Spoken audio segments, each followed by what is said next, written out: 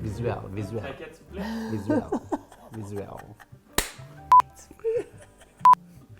Elle est fatiguée, la madame. On a 1 minute, Jacinthe. On a 1 minute. C'est bon pour les abdos. Donc, nos ombres à paupières ont 20 colorations, 20 couleurs, qui sont de base, donc qui font à toutes les couleurs de yeux, à toutes les couleurs de peau aussi. Très facile à travailler. Là, présentement, j'utilise Palo Alto. La liste des ingrédients est vraiment incroyable, merveilleuse, là, parce qu'on a des ingrédients qui protègent, qui sont anti-âge aussi, puis qui viennent hydrater la peau. Donc, le ressenti est, pour la personne qui porte le maquillage est vraiment merveilleux. Donc, ça se fond à notre peau. Mais vous voyez, attends, juste les gens qui nous regardent, vous pouvez voir aussi, j'utilise une coloration qui est quand même très... qui a beaucoup de brillance à l'intérieur, mais ça ne fait pas ressortir les imperfections non plus. Donc ça, c'est important. Puis c'est le fait justement qu'ils sont... C'est une poudre, mais ils sont quand même comme crémeuses en même temps. Sans même parler des ingrédients, je trouve que la palette que tu as dessinée, elle est fantastique et va servir à tout le monde, autant au quotidien que sur les plateaux de tournage. C'est vraiment une belle couleur de base. Ça, on a vraiment nos couleurs, justement, plus pâles, les couleurs de base qu'on va venir mettre sur toute la paupière mobile. On a nos couleurs transition. Les couleurs transition, c'est justement, c'est entre le plus pâle puis le plus foncé. Fait que c'est la couleur qui va venir transitionner entre les deux. Donc, on a nos couleurs de transition. On a nos couleurs un petit peu plus foncées pour venir créer un effet smoky. On a nos couleurs un petit peu plus pop, là, justement, comme c'est ça, comme Prince puis Olive, mais toujours quand même dans un esprit assez naturel. Les couleurs sont merveilleuses. Et en format recharge, donc le prix est aussi accessible.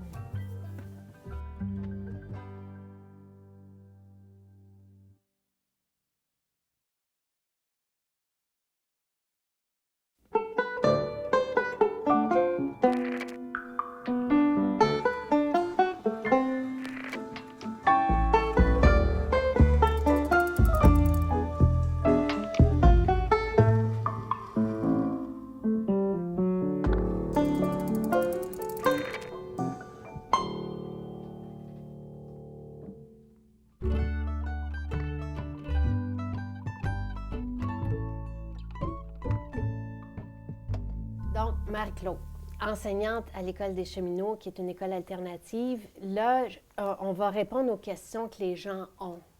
Mon chum en premier. Tu sais, ça fait 8 ans que l'école a ouvert ses portes, qu'on le vit, il doute encore.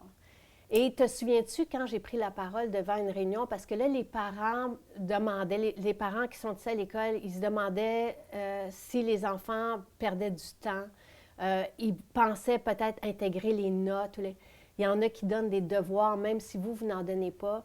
Et là, j'ai pris le micro en avant et j'ai dit, voici pourquoi cette école-là existe. C'est justement parce qu'on ne veut pas mettre cette pression-là sur les enfants. On ne veut pas de performance, que l'enfant se dépasse lui-même, oui, mais on n'est pas... C'est d'où vient cette fixation-là sur les notes?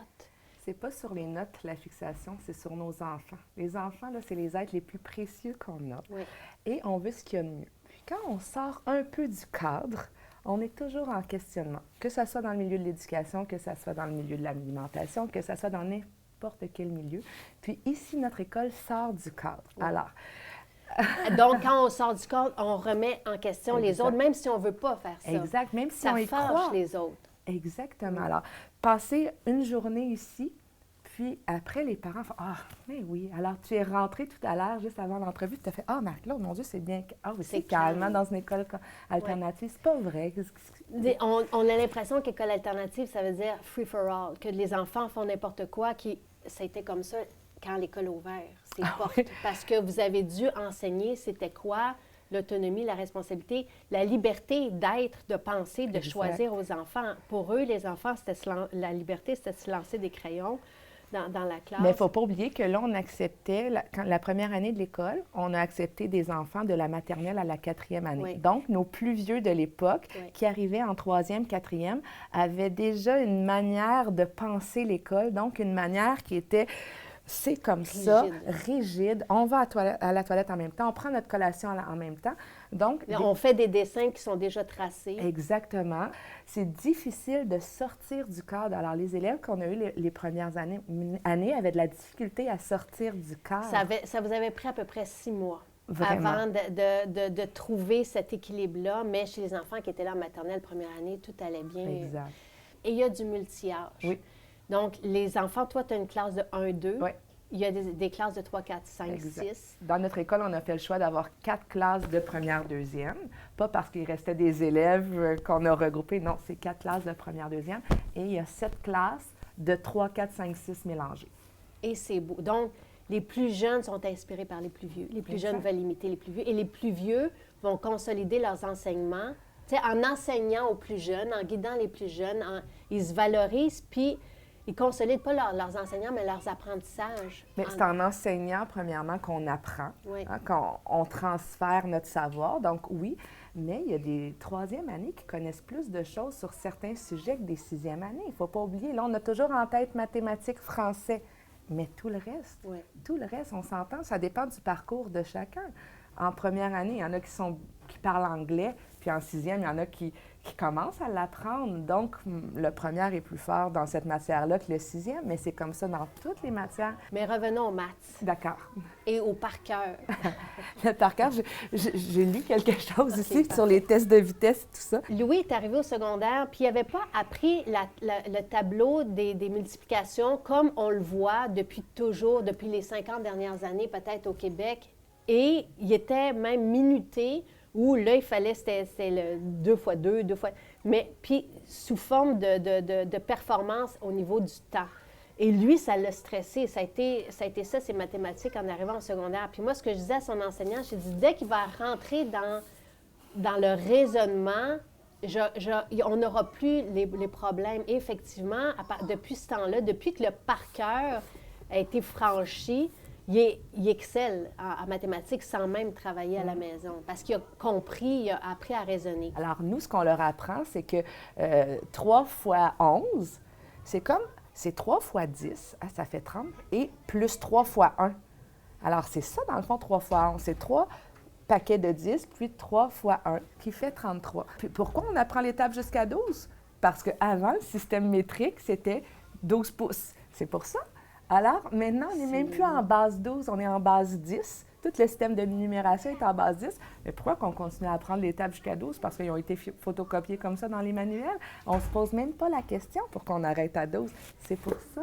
Et il faut savoir que moi, quand je suis venue ici, tu as posé la question. Là, mon chum, lui, ce qu'il voulait savoir, c'est quand arrive l'examen de 6e année, est-ce que les enfants s'en sortent bien? Parce qu'ils n'ont pas d'examen. Tout le primaire, arrive les 6e année, ils passent l'examen du ministère, ils n'ont pas le choix.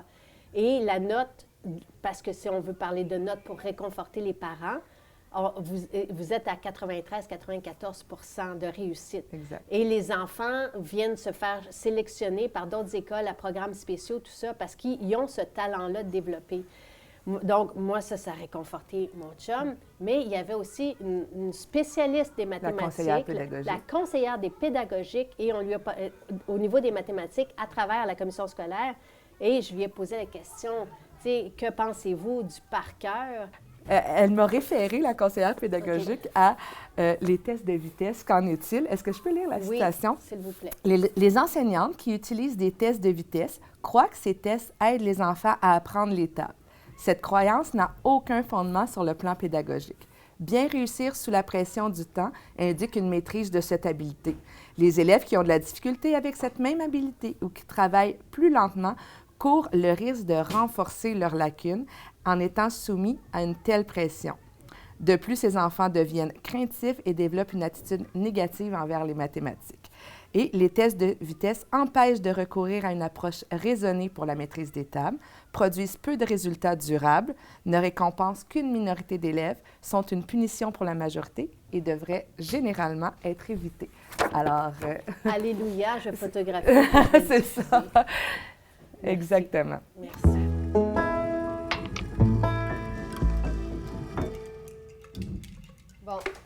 Alors, sachez que si vous invitez Daniel chez vous, il arrive avec sa glace. Fait que ça, toi, tu te promènes avec ça dans ta voiture. Un bac avec de la glace pour garder les jus frais. Et toi, ce que tu disais tantôt, Raphaël, c'est quand... Quand Daniel arrive à quelque part, c'est une tempête, à coup sûr. Fait que là, c'est comme commencer, là. Ben moi, ça y va comme ça. Parfait. Mais regarde, j'ai tous mes ingrédients de mon... Donc, Ça, mais moi, du qu'est-ce sel, qu'on... Catherine, dans Parce un que truc, je là. pensais qu'on faisait du sel aujourd'hui. Ben oui, mais ça prend une utilisation de ce sel-là. Excusez, j'ai fait comme en cuisine chez Ben nous non, au mais restaurant. t'as bien fait. Et là, c'est que je t'ai dit, maman était tellement gênée que tu arrives dans la cuisine ici puis que ça Maman. soit pas ma maman à moi. Ici? Elle n'est pas ici. Elle était ici dimanche. Elle a dit, ben là, tu peux pas inviter Daniel dans ta cuisine. Parfait. Mais voici, Parfait. on est là. OK. Donc, Bon, là, premièrement, oui, mon fils Raphaël était là pour faire une recette de salade. oui. Là, moi, on m'avait dit, fais ton sel. Mais là, c'est bien beau faire un sel, mais juste un sel tout seul comme ça. Je veux dire, on fait quoi avec ce sel-là? Il sert normalement à faire un cocktail. OK. Il sert à faire un Bloody César.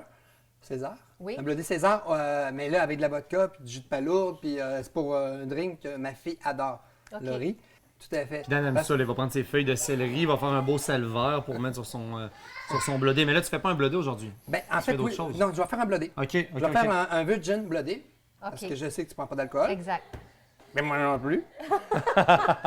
Et j'ai pris un peu les ingrédients qu'on trouve dans le bloody, OK? Donc, OK. bien sûr, il y a les tomates. Ah, OK. Oui, parce que je vais parler de ça en premier parce que après ça, on va faire notre sel de céleri. Parfait. Tu sais qu'on fait à la serre, justement. On Oui. fait beaucoup de jus. Raphaël, beaucoup de jus avec Élise. Je les ai toutes goûtées. Les Je as- les aime tous.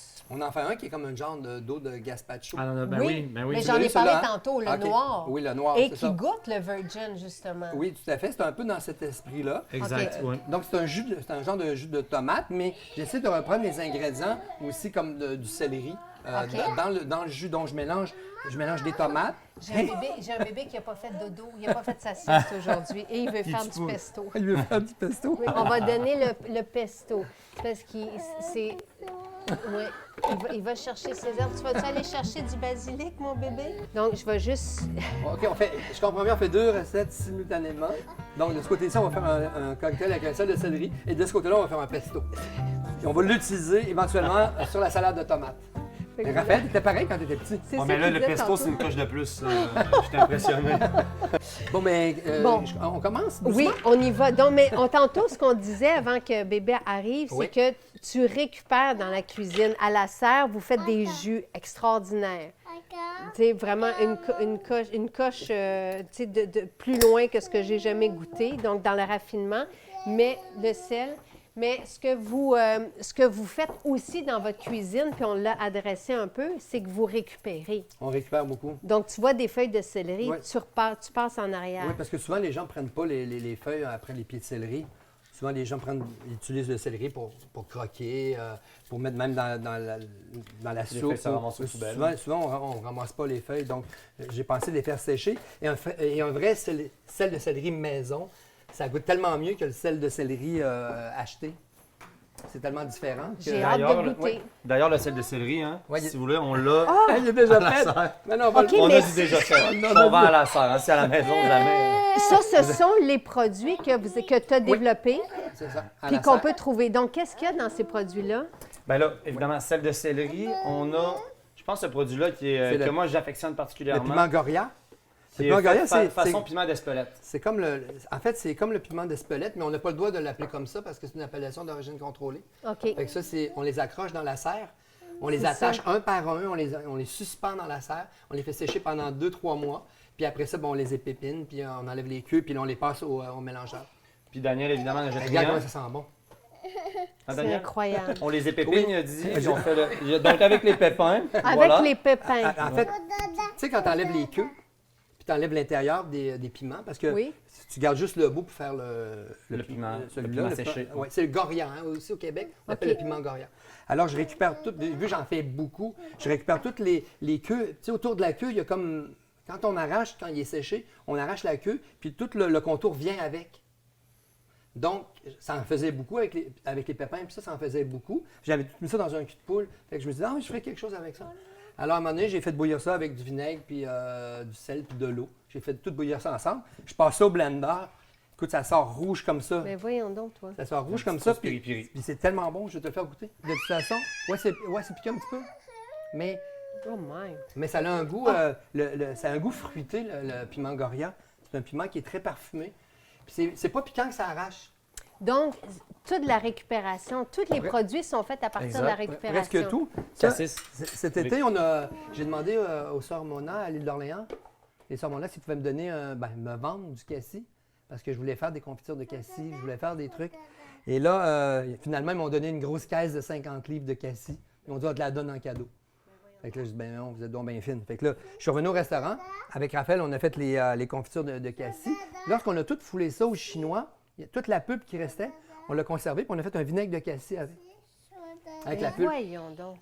Fait que là, ici, tu as la confiture qui a été faite d'ailleurs sans gélatine. C'est le pectine de pomme, donc Ouais. pour les végétaliens. T'as-tu une cuillère? Donc, dans ton livre, là, on sait, dans le livre La cuisine, tu peux-tu le montrer, Oui. le livre, s'il te plaît? On sait comment faire, comment récupérer comme ça. Oui. On donne beaucoup d'exemples. Il y a toutes sortes de. Bien sûr, il y a des. C'est tellement Le bon. cassis. Tu as une pomme que c'est bon. Tu as goûté la gelée, mais je vais te montrer qu'est-ce qu'on a fait avec la pulpe. Arrête donc. Tu sais que j'en ai des cassis, moi. Ben oui, tu vois, ça, c'est le vinaigre de cassis. J'espère que j'ai bien nettoyé la cuillère, ça. Tout est délicieux. C'est le fun, hein? C'est le fun. Incroyable. Mais c'est incroyable tout ce qu'on jette aux poubelles dans la vie, là. Tout ce qu'on jette ou tout ce qu'on met au compost. Moi, je suis pas contre le compost, mais je trouve toujours que le compost, on perd l'occasion de vraiment transformer les choses parce que avant d'aller au compost, il peut y avoir souvent une autre alternative avant d'envoyer au compost. Et Ça, j'aurais pas envoyé toute la pulpe de cassis au compost, mais avant, je l'ai envoyé au compost après. Mais après que comprends. j'ai fait le vinaigre avec, j'ai fait un jus. Je voulais faire un jus de légumes parce que je savais que tu prends pas d'alcool. Fait que je vais faire un virgin bloody.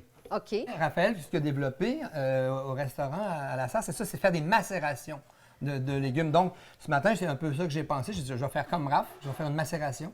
Donc, j'ai coupé des tomates, j'ai coupé des céleris, j'ai coupé de l'oignon, j'ai mis un petit peu d'ail aussi, et j'ai mis du sel, bien sûr, un peu de piment Goria, et j'ai mis du sumac. C'est quoi Et- du sumac? Ben, c'est une plante, hein? C'est une plante qui a une fleur, tu sais, qui... Oui! qui Qui pousse partout. oui, il pousse Ah partout. ouais. Puis c'est Il y en a acide beaucoup un au peu. Québec. Oui, puis c'est le fun parce que c'est acide, hein? Ça a une certaine... C'est ça. ça donne de l'acidité dans ta préparation. Et là, c'est là que le flash m'est venu. C'est là Le que j'ai eu flash. l'idée. C'est là que j'ai eu Et l'idée que ce j'aime matin. ça. J'ai eu l'idée ce matin Ça sent bon. de dire, hein, je vais faire un bloody, un virgin bloody Mary à la saveur d'une salade de tomates qu'on fait au restaurant l'été. OK. On fait une belle salade de tomates, on tranche des tomates de heirloom, là, ancestrales. On les mélange toutes ensemble. Oh, vous êtes toutes à bonne place. On vient les saupoudrer avec du sel, avec des échalotes françaises hachées finement, puis du sumac, de l'huile Voyons d'olive, donc. puis un petit peu de vinaigre de vin. Puis on les laisse macérer un petit peu comme Mais ça là, on aussi. pourrait prendre un de tes vinaigres, là. Et là, on pourrait aussi. prendre un de mes vinaigres, oui. Tout à fait. Alors, ça, c'est... Donc là, je me suis dit, hein, OK. c'est drôle parce que ça va goûter un peu ça. C'est comme si on avait pris Cette notre salade de salade-là. tomates puis on l'avait passé dans le OK, mélangeur. OK. OK? Parfait. Mais Fait que là, en si je plus, comprends bien, ben, en c'est fait, ce que tu as fait. Oui, c'est Ah, ça. tu l'as fait? Oui, je l'ai fait. C'est pour ça, parce que nous autres, on va faire le sel de céleri ensemble. OK. Je l'ai passé au Donc, blender. là, c'est comme un smoothie de Oui, tomates. oui, hein. mais on l'a passé au Je chinois passe au chinois étamine. étamine après pour garder juste le Il jus. était là Mais tantôt, si les chinois gens à la maison étamine veulent le avec passer OK. Il est où, à chinois l'extracteur étamine? à jus, ça marche bien Ça, aussi. là, là. c'est merveilleux. OK, donc ça, quelqu'un qui n'a pas d'extracteur à jus va faire un smoothie, va passer va faire tout ce que tu as fait, macérer, comme tu fais aussi. Exactement. Puis après ça, on le On le passe passe là-dedans. là-dedans, puis on foule avec une louche. On foule. C'est ça. On foule. Ça, c'est foulé. Je savais foule. pas. Là- On foule. C'est ça. Donc là, toute la pulpe reste. Par contre, il y a une partie de la pulpe qui reste là-dedans. Alors, regarde ce qui est resté dans le chinois après avoir foulé. Oui, OK. Il est resté ça. Après avoir foulé. OK? Alors, moi, ce que je fais avec ça, je l'étends sur une tôle au four. OK. OK? Je le laisse sécher au four. OK? Puis après l'avoir fait sécher au four, je fais un sel de tomate. Ben voyons donc, toi. Regarde, je vais juste mettre ça. Ben voyons donc. Ben voyons donc. Parce que ça fait comme des tomates séchées hein, lorsqu'ils ont séché au four. Ça goûte la tomate séchée. Puis ça fait comme un genre de sel de tomate séchée. C'est Voilà. exactement. Donc, j'ai fait j'en ai fait 3 bouteilles. Mais ça, La- 1 kilo, ça a donné ça. Fait que là, je vais mettre ma sauce, ma fameuse sauce piment, Oui, pour donner un petit peu de kick pimenté. Oui. Normalement, les gens mettent la tabasco. mais nous autres, on Ça, va y c'est- aller avec cette sauce-là de Ça, récupération. c'est la tabasco à Daniel, ça. Ça, les gens mettent beaucoup de ça, mais moi, j'en mets pas tant que ça.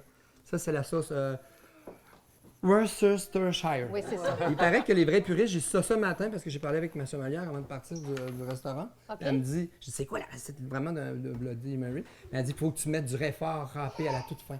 Voyons. Du réfort frais, c'est tellement bon. Je vais mettre un peu de jus de lime là-dedans. Raphaël, Très sent fort. bon. Veux-tu que je te le râpe? Je me sens remplis-le en utile. premier pour le fun. Puis s'il est trop gros, je... Ça, c'est du réfort. Hey, ça, là. Moi, j'aime tellement ça. Là. Ben oui, Le, quoi. le réfort frais, c'est tellement bon. Je vais en mettre un petit peu dedans. Faut pas en mettre trop, par exemple. Alors, tu sais, tantôt, lorsque je fais mon jus, tu sais, je mets des morceaux de céleri dedans, mais je récupère mes feuilles. Oui. Puis mes feuilles, je les mets à sécher sur une tôle. Sur Comme une petite ça. tôle. C'est ça, tu les étends comme il faut. Oui. Tu les envoies au four à 200 degrés à peu près. Tu les laisses sécher 200-250 degrés. Tu les laisses sécher Pas trop doucement. fort pour pas qu'il C'est pour pas long. qu'il colore. Faut pas qu'ils OK. noircissent, qu'ils OK. brûlent. Donc, on va mettre ça dans le Thermomix. dans le Thermomix. Bon, OK. je me Je mets demandais un petit peu si de graines de céleri moulu. OK. Ça donne quand même un petit kick de plus. Après ça, tu peux mettre tout ça de sel. Tout ça. Tout ça de sel. Puis, je mets un peu de panko. Pourquoi? OK? Parce qu'après ça, on va mettre du persil frais dedans. Wow. Et- Ça aide à et- attirer un et- peu et- l'humidité. C'est ça. Exactement ça. Merci. Hein? Avec Je l'avais plaisir. jamais su, mais c'était ça. Première étape. Première étape. Wow. Tu vois, là, il n'y a pas encore de persil dedans. Tu vois sa couleur? Il est comme un petit peu Oui. vert pâle. Là. Donc, les feuilles de céleri, Les feuilles de persil. les feuilles de persil, On là, je rajoute mets. des feuilles de persil. Ça va être bon, un bon blodé à matin. Je mets à peu près ça dedans. OK. Puis là, on va le... On leur mixe? Oui, on le remixe. Non. Tu vois, c'est là que le panko Wow. vient faire son effet. Magnifique. Ça reste Quelle quand belle même, couleur. Et moi, j'aime tellement le vert. Peux-tu le montrer à David? Oui. Hein? Avec ton sel, là. Parfait. C'est ça que je trouve le fun, c'est qu'il puisse être bien vert comme ça. Il est superbe. Là, on va presser un peu de jus de lime dans une assiette. Ça. Puis on va mettre aussi, j'aimerais ça faire un petit décor avec ça sur le bord du verre. Et là, bien sûr, il faut venir tremper comme ceci. Manger un petit peu comme ça. Ouais. Juste faire Hop. un petit ring. Ce temps-là, ce soin-là, c'est ça? C'est ça, vous autres? Je pense qu'on a tout là-dedans, là. Tu as tout ce qu'il te faut? Tout ce qu'il faut. C'est Et parti. c'est vrai que c'est un Attends une artiste. seconde. Moi, j'aurais pas pensé mettre ma feuille de même. De céleri. Et on peut-tu goûter à ton Oui. jus? Attention, parce que là, il y a beaucoup de sel. Tu vois, regarde, prends ça. OK. C'est parfait, c'est pas trop salé, c'est juste C'est parfait. bon. C'est du bonheur, hein? Oh, c'est Il est bon, hein? Du Hein? bonheur. Oh, hey, moi qui bois plus de cocktail, je suis comblée. Et là, pendant qu'on boit ce délicieux cocktail, merci beaucoup. Ça fait plaisir. C'est quoi ton secret de famille? Parce que moi, je veux vous dire, ce qui me touche de toi, c'est ton succès de famille. Toi, Suzanne, que j'ai rencontrée il y a 10 ans, pour moi, j'étais comme au début de tout, donc personne autour de moi, j'étais seule au monde. Et vous êtes approché de moi cette journée-là et vous m'avez tellement donné d'amour et de support. Et ça, c'était toi et Suzanne, ta femme. Oui. Quand tu as commencé à nous parler aussi, on a senti aussi toute ta douceur, puis tout l'amour que tu avais aussi pour ce que tu faisais, puis tu croyais énormément à ce que tu faisais aussi. Oui. Fait que c'est quoi ce C'est secret-là? l'amour. Mais Non, moi, mais- moi, je pourrais répondre à la question à Daniel. Ben, je pourrais en partie j'aimerais ça. répondre, Vas-y. je pense, de mon analyse personnelle. Dan, puis il l'a tout le temps fait avant que moi je sois là. Il laisse la place, puis il laisse les autres s'exprimer, puis avoir leurs idées. Il disait, moi, dans mon temps, c'était super strict, super dur. Puis si moi, je fonctionne pas comme ça, ben tu vois, il est ouvert à ça. Puis il a tout le temps fait preuve d'une grande ouverture d'esprit. Puis son secret comme papa. Parce que vous voyagez Ben écoute, encore c'est- ensemble. écoute, Vous faites des voyages ben oui. à chaque année, vous vivez ensemble, vous passez les fêtes ensemble. Et c'est ça, moi, la réussite de vie, c'est ça. C'est de vieillir avec ses enfants, de rester proche, voir ses petits-enfants éventuellement, tu sais. Puis c'est d'avoir cette table-là avec tout le monde assis autour, tu sais, le dimanche, là, Ouais. et de vivre ensemble. Ça, pour moi, ça, c'est une réussite de vie. Je pense que C'est c'est quoi? je pense que c'est la passion. OK. Donc, l'amour, la passion. Je pense que c'est la passion de ce qu'on on a fait, moi puis Suzanne. C'est qu'on était tellement passionnés de notre métier qu'on l'a transféré vraiment aux enfants. Si les enfants avaient vu des parents qui rentraient à la maison en disant « Putain de merde de métier, c'est de la merde, puis on travaille fort, puis on n'a pas de congé, bababi, papapa », si on avait rentré comme ça à la maison, ben les enfants, ils n'auraient pas eu envie de faire ça peut-être. Mais étant donné qu'on rentrait à la maison, puis on faisait. Quand j'arrivais à la maison, les week-ends, je faisais encore à manger. Avec Ils nous Raphaël. inculquaient Raphaël. jeunes aussi à le dimanche, c'est une journée familiale. Là, on ne pouvait pas aller voir nos amis, même si on voulait. Le dimanche, on était en famille. Mais ça reste ça avec le temps aussi. Puis, tu sais, quand un c'est enfant peut important, ça. ne pas comprendre ça, mais quand tu vis, après, tu t'en rends compte que c'est important, tu sais. Je vous trouve exceptionnel et je suis contente de voir cette Complicité. passion-là qui t'habite, la complicité, les mêmes valeurs, tu sais, continuer. Oui. Ça, c'est l'éternité. ça. Mais c'est le fun. C'est Ça le prend fun. une continuité. C'était-tu ta finale? Ça me semble que c'était beau comme conclusion. Il n'y en a jamais de finale avec moi.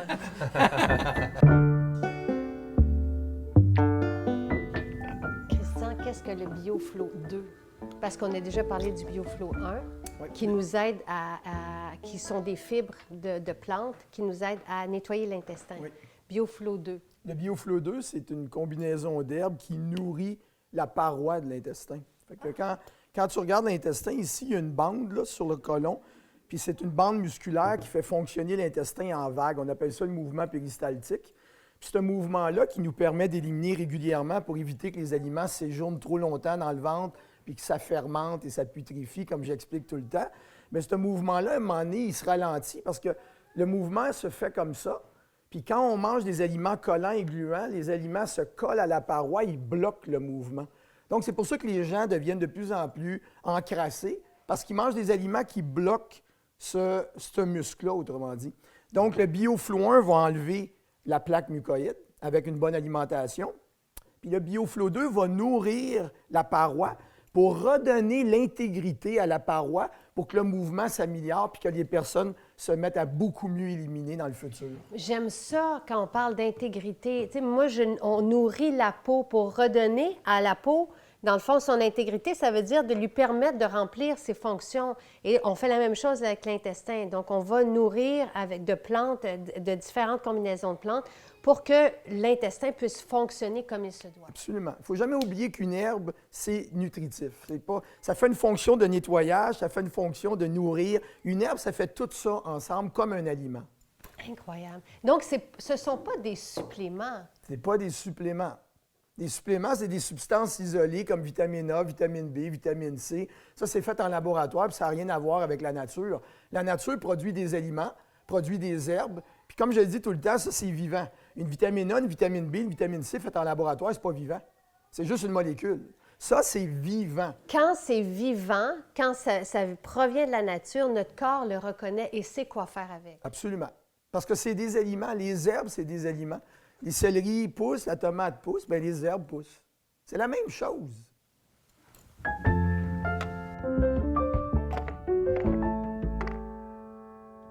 Alors, moment mémorable. Ah, mais vraiment, vraiment. Là, j'avais hâte, Bonjour, Christiane, ça fait plaisir. à ce moment-là. Alors, la médecine qui rencontre la naturopathie, mais vous êtes deux personnes d'exception et Dr Brouillard, et d'expérience. Et Dr Brouillard, vous êtes ouvert. Donc, je vous ai demandé, je savais que vous étiez en jour de clinique aujourd'hui, est-ce que vous pouvez venir rencontrer Christian? Parce que quand Christian parle, les gens comprennent, enfin, quand vous parlez aussi. Mais ce que je veux dire, c'est qu'après ça, il pose la question, oui, puis il y a toujours eu une mauvaise presse à la naturopathie, malheureusement. Moi, je la découvre avec Christian, avec Céline, avec Véronique, et j'en reviens pas de la connaissance et de comment c'est bon à entendre aussi. Mais vous êtes ouvert aux plantes aussi. Bien, je suis ouvert, puis c'est malheureux qu'on ait une mauvaise presse aussi, parce que si on regarde la médecine qui se fait, par exemple, en Allemagne, en Italie, même en France, les médecins apprennent obligatoirement la botanique et les plantes là-bas. Mes plus beaux livres de plantes que j'ai, c'est les Allemands qui me les ont donnés, des gros livres là, sur la botanique allemande. C'est quelque chose qui est très répandu. Et je pense que c'est une erreur que penser que c'est la pharmaceutique qui doit tout prendre aujourd'hui au niveau de la santé. Parce qu'elle a ses limites aussi. Elle a beaucoup ses limites. Et elle a de plus en plus ses limites. Hein? On dépense 40 milliards de pilules par année au Canada, avec beaucoup d'effets secondaires et trop de surmédication. L'avantage des plantes aussi, c'est que les effets secondaires sont souvent minimes. Donc, c'est vraiment des amis de l'être humain. Puis en passant, moi, j'ai fait beaucoup de formations avec Harvard, Yale University, des places comme ça. Et on parle des plantes là-bas. On parle des plantes, absolument. C'est pas quelque chose qui est farfelu, les plantes, là. Et ça existe depuis toujours. Et puis, vous avez la même vision des plantes qu'on devrait prendre, que c'est des molécules vivantes. C'est-tu comme ça qu'on devrait dire ça? Oui, parce que chaque composante, dans une herbe, il y a des centaines et voire peut-être des milliers de composantes.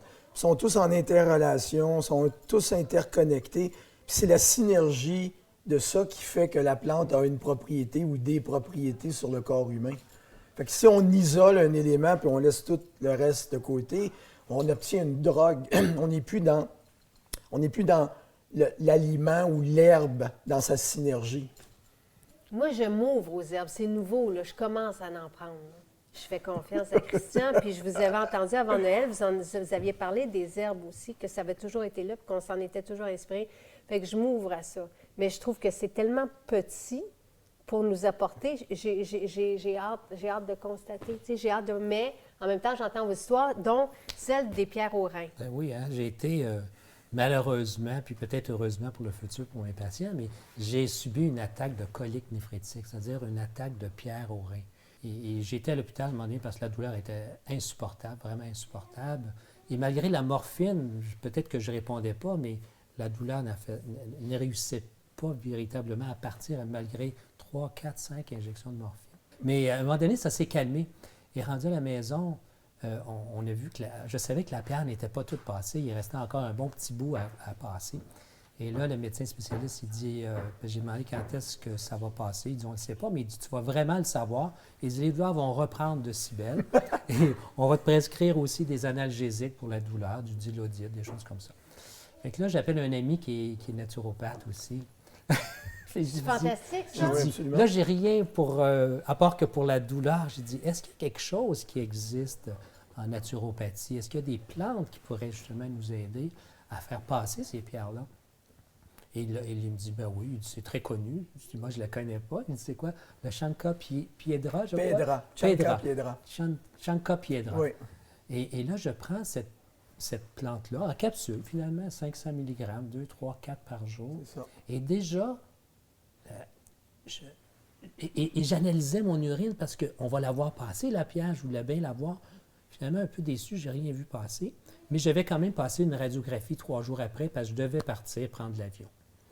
Et à la grande surprise, on ne trouve plus de pierre. Et moi, je ne l'ai pas vu passer, mais la pierre, elle a probablement fondu, je ne sais pas par quelle propriété. Mais je peux dire que mon rein gauche aussi, il y en avait une très haut située que j'ai passée la semaine passée. Et avec un brin de douleur, parce que j'ai pris tout de suite le Chanca piedra et c'était fini.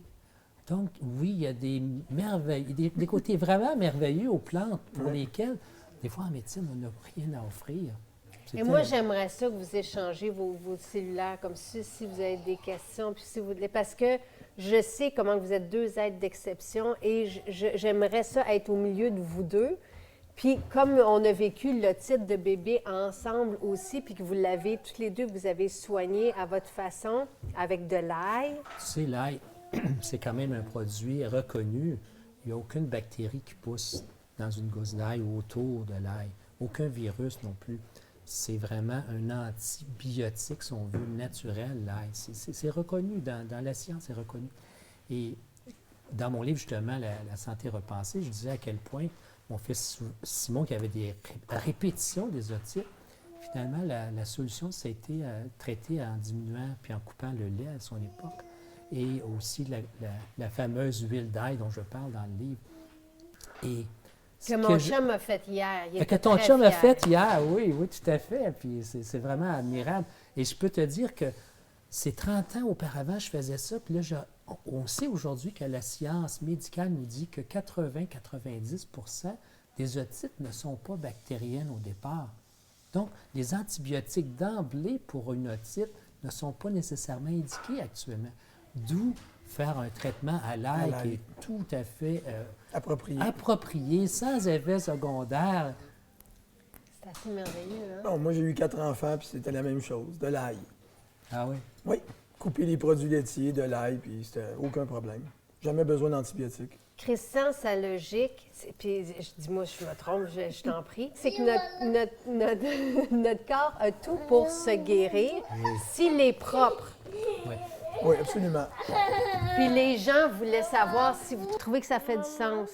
Je trouve ça intéressant, cette question, parce que c'est vrai qu'en médecine, la question de la désintoxication, par exemple, ça ne se pose pas comme tel. C'est comme si le corps, il se nettoie tout seul tout le temps, il n'y a pas d'accumulation. Il s'intoxique pas. Alors que c'est... Moi, quand j'étais à Harvard, on nous a dit tout à fait l'inverse, tu sais, à quel point le foie peut être perturbé d'une personne à l'autre, des fois jusqu'à 100 fois plus lent à désintoxiquer un produit, un médicament, par exemple, ou la caféine. Donc, cette notion de désintoxication, à mon avis, est vraiment importante. Avec tous les herbicides, les fongicides, les pesticides. Les métaux lourds. Les métaux lourds. On est infestés. Oui, absolument. C'est tout nouveau, là, ça. Là. On fait face à des nouvelles conditions à cause que l'environnement est tellement toxique qu'il faut absolument dégager. Moi, ce que je dis aux gens, c'est que le corps humain est capable de s'auto-régénérer. Il est capable de s'auto-guérir, s'auto-réparer, mais la machine doit être propre et alcaline. Le proverbe qui dit « le médecin pense la plaie et la nature le guérit ». Oui, absolument. Puis c'est ça aussi qui se enlever produit les aussi. Tout ce qui a pu entraver finalement le bon fonctionnement de l'organe. Ben oui, absolument. C'est comme une opération. Quand le médecin fait l'opération, il va faire l'opération, mais par après, c'est le corps qui va réparer la plaie, qui va réparer tout ce qui a été peut-être endommagé un petit peu là, par l'opération. C'est le corps qui finit le travail tout le temps. En gros, aussi, Christian dit de manger plus de légumes, soit une très bonne salade. Ouais. Mais là, les gens vont être mélangés. Moi, c'est ça, c'est parce qu'après ton discours sur la salade, on a eu celui sur les gras. Fait que là, les gens disent quand est-ce qu'on mange les gras? Bien, rien n'empêche de manger les deux. Oui, c'est ça, c'est tu peux avoir manger les deux. Une salade d'avocat, c'est une bonne salade grasse. C'est ça, exactement. Il n'y a pas d'incompatibilité avec tout ça. Le plus qu'on peut manger, varier, mieux oui, c'est. Oui, c'est ça, exactement. Merci à vous deux. Ça fait plaisir. Infiniment, ça fait plaisir. Je suis désolée, j'ai bébé qui veut jouer avec le robot.